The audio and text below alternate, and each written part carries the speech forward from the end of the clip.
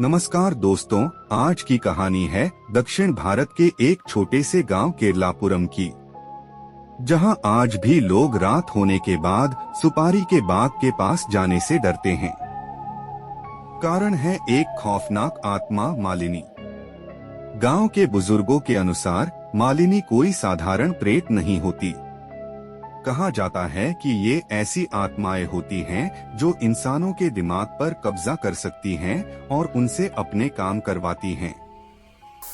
असली रूप में ये बेहद डरावनी दिखती हैं, उलझे हुए लंबे बाल, बिना पलक झपकती आंखें, जलासा चेहरा और काले सड़े दांत। लेकिन उनकी सबसे खतरनाक ताकत है रूप बदलना। ये पल भर में बेहद खूबसूरत औरत का रूप ले लेती हैं और लोगों को अपनी ओर आकर्षित कर लेती हैं। गांव वालों का मानना है कि ऐसी आत्माएं उन औरतों की होती हैं जिनकी जिंदगी में शादी या परिवार की इच्छा अधूरी रह गई हो।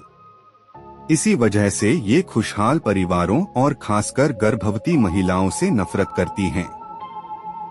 इसलिए गांव में आज भी नियम है, रात के बाद कोई भी महिला, खासकर गर्भवती, सुपारी या बांस के बाग के पास नहीं जाती।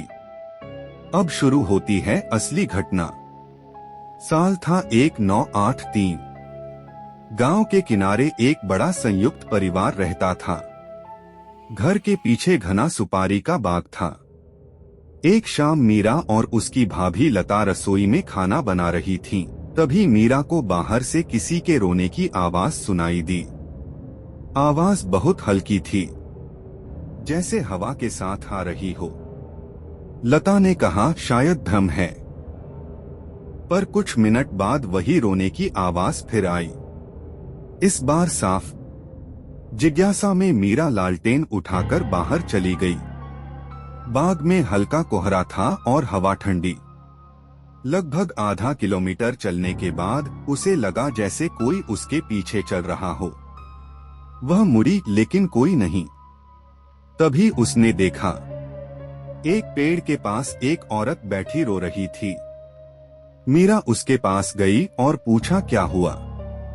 मीरा को उस पर दया आ गई।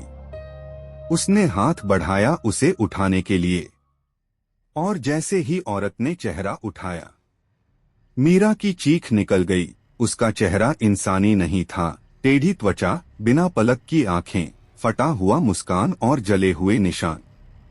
वो चीखते हुए बोली, क्या तुम सच में मुझे अपने घर ले जाओगी?